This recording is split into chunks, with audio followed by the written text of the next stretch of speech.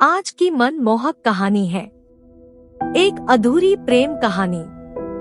एक बार की बात है, मैं अपने घर से बाजार की ओर जा रहा था।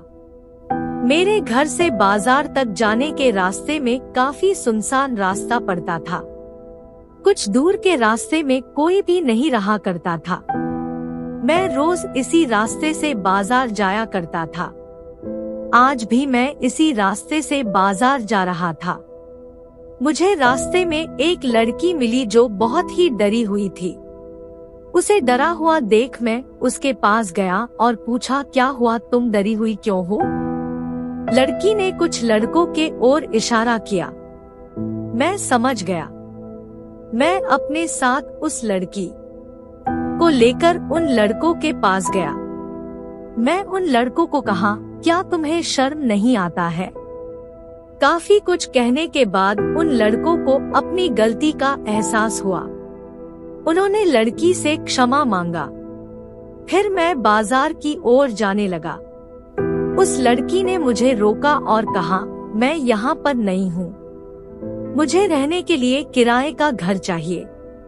क्या आप मेरी मदद कर सकते हैं? मैंने कहा, ठीक है। मेरे घर में एक कमरा खाली था। आप मेरे घर चलिए। अगर आपको पसंद हो तो आप उसमें रह सकती है।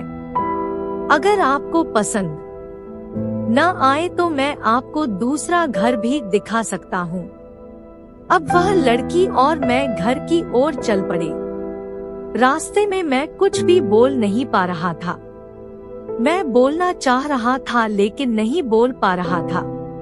फिर उससे पूछा, आपका नाम क्या है? मैंने कहा, राकेश। और आपका नाम? उसने ने कहा, सुंदरी। मैंने बोला, काफी अच्छा नाम है। अब तक हम घर पर आ गया थे। सुंदरी ने मेरा घर देखा और वह कमरा भी देखा जिसमें उसे रहना था। सुंदरी को वह कमरा काफी पसंद आया। फिर वह हमारे घर में रहने लगी। मैं उसे जब भी देखता था तो मेरे मन में अजीब सी हलचल होती थी। पता नहीं उसके मन में होती थी या नहीं।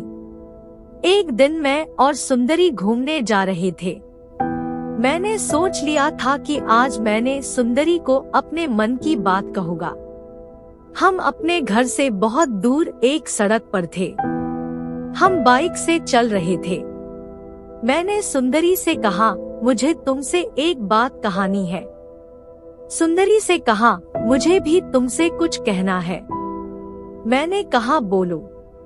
सुंदरी बोली, मैं तुम्हें पसंद करती हूँ और ज्यादा खुशी के कारण मैं अपने बाइक को संभाल न सका और हमारे बाइक का दुर्घटना हो गया।